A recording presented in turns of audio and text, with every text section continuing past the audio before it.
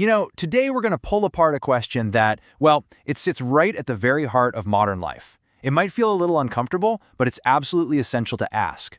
Is your relentless, non-stop drive for success actually the thing that's making you miserable? We're going to deconstruct what our source material calls the cult of ambition and explore a pretty radical and hopefully liberating alternative. So let's pull back the curtain on this machine that seems to run all of our lives. Seriously, I want you to just take a moment and think about that. When was the last time you did truly, genuinely, absolutely nothing? And I don't mean that fake nothing where you're kind of scrolling through your phone while some show you're not even watching plays in the background. And I'm not talking about listening to a podcast while you're doing the dishes. I mean a state of pure being. No agenda, no goal, no distraction. Just existing with your own thoughts in your own skin for 5 uninterrupted minutes. Can you even remember what that feels like? If you're like most of us, the second you even think about stopping, you feel it, don't you? It's this creeping internal whisper that gets louder and louder until it's a shout. It's this low-grade anxiety that just bubbles up and says, you're wasting time. You could be productive right now. You are falling behind everybody else. It's this pervasive, almost automatic sense of guilt that just washes over us whenever we're not actively producing, improving, or achieving something. Now that feeling, it isn't just some personal quirk you have. Nope, it's a carefully engineered feature of our culture. So, we're going to start by looking at how our society has managed to completely rebrand rest. It's not seen as necessary anymore, not for recovery or creativity. Instead, just being idle, well, it's been framed as this profound moral failing. It's basically become our modern sin. So what's really fascinating here is the language we use. Our source material argues that in our culture, being unambitious isn't just a personality trait anymore. It's treated like you've done something ethically wrong. Just picture this. You're at a dinner party. Someone asks about your 5-year plan, your goals, your next big move. And what if you just said, you know what, I'm actually content. I'm happy right where I am.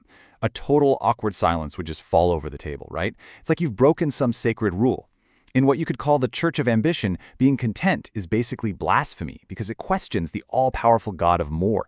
And this weaponizes guilt. It forces you to keep running the race, not because you even want the prize, but because you're terrified of being called a sinner for just daring to stand still. So where does all this immense pressure actually come from? Well, to get that, we need to look beyond our own feelings and really examine the machinery we're all living inside. We often call it hustle culture, but that's really just a friendly marketing term for the consumerist machine we're all a part of. And this, right here, illustrates the core deception perfectly. From the outside, the machine looks polished and shiny. It promises wealth, status, ultimate happiness. But when you look closer, the gears, the very things that make it run, they're made of us. They're made of human beings. Hustle culture is the propaganda that convinces you that you're the operator of this grand machine, that you're in control.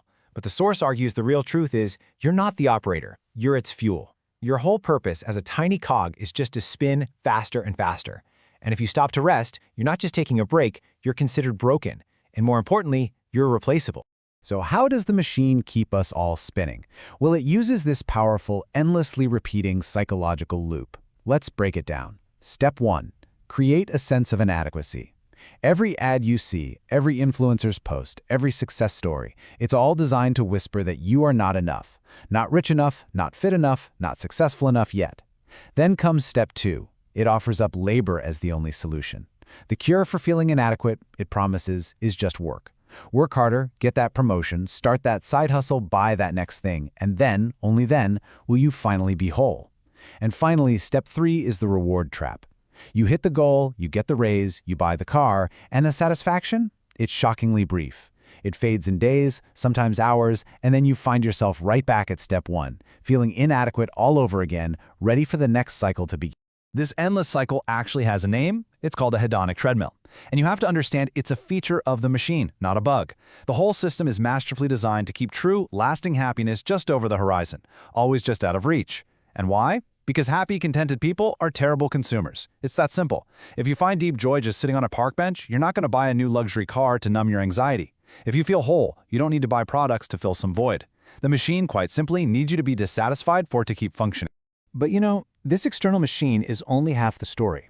It's powered by this deeply ingrained internal belief, an ideology we've been taught to worship since we were kids, the idea that ambition itself is a virtue. We put it on our resumes, we praise it in our children, but let's take a closer look at what ambition is truly asking of us. Okay, So the crucial point here is this. Ambition is fundamentally a declaration that this present moment isn't good enough. When you're ambitious, you are literally trading your actual life, the only one you ever get, the one that's happening right now, in this breath, for some imagined, idealized future that honestly may never even arrive. Your life becomes a waiting room for success that's always just around the corner. You're constantly preparing to live, but never actually living. And this illustrates that trade-off perfectly. We accept this thing called the deferred life plan. We tell ourselves, okay, I'll just suffer through my 20s, 30s, and 40s. I'll sacrifice my health, my relationships, my joy, so that one day, when I'm 65, I can finally relax. But this is a gamble with just terrible odds. It assumes we'll be healthy enough, that the world will be stable enough, that we'll even still be alive to collect on that promise. We trade the most vibrant, energetic years of our lives for this tiny little sliver of promised freedom at the very end, a freedom that is never, ever guaranteed.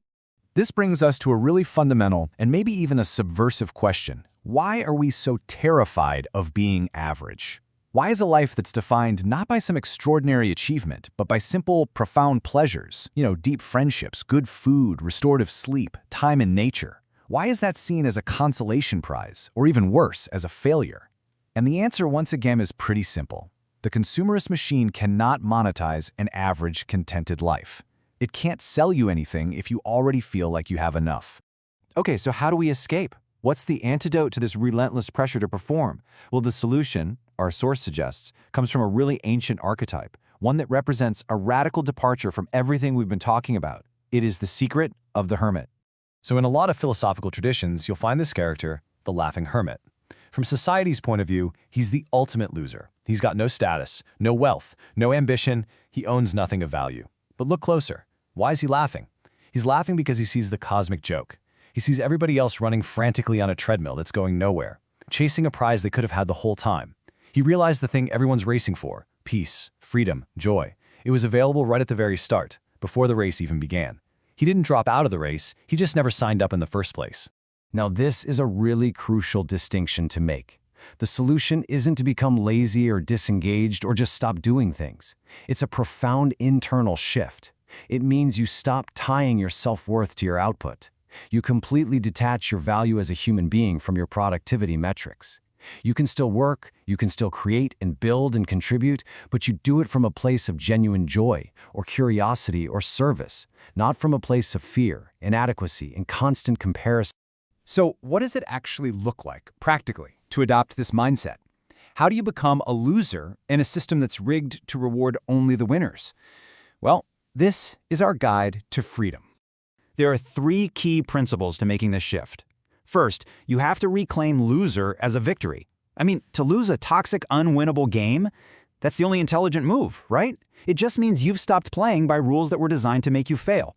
Second, and this is probably the most critical step, you have to define what is enough for you. The machine needs you to always want more. But once you know your own definition of enough money, enough recognition, enough stuff, you become uncageable. You can't be bribed with a bonus you don't need or threatened with a status you don't even crave. And third, you learn to live in what's called deep time. Stop measuring your day in 15-minute productivity blocks and start measuring it in breaths, in sunsets, in the quality of a single good conversation. And this slide just perfectly summarizes the choice we face every single day. Are you the cog, constantly focused on the next goal, valuing only what you can produce, and living in a future that never really comes? Or are you the hermit, focused on the quality of the process, valuing your presence in the moment, and living in the now, which, by the way, is the only place life actually happens? Ultimately, this whole thing comes down to a radical choice. It's the choice to opt out of the great race, to reject the cult of ambition, and to embrace the profound, quiet freedom that comes from realizing you already are and you already have enough.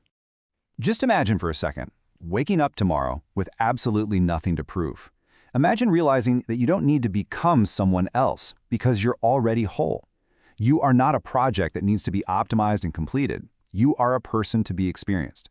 True success isn't about winning the game. It's about owning your own time and your own mind, totally free from the noise of expectation.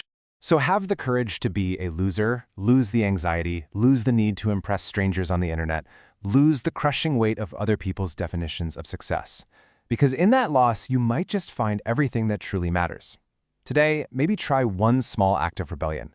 Find 10 minutes, do absolutely nothing, and don't you dare apologize for it.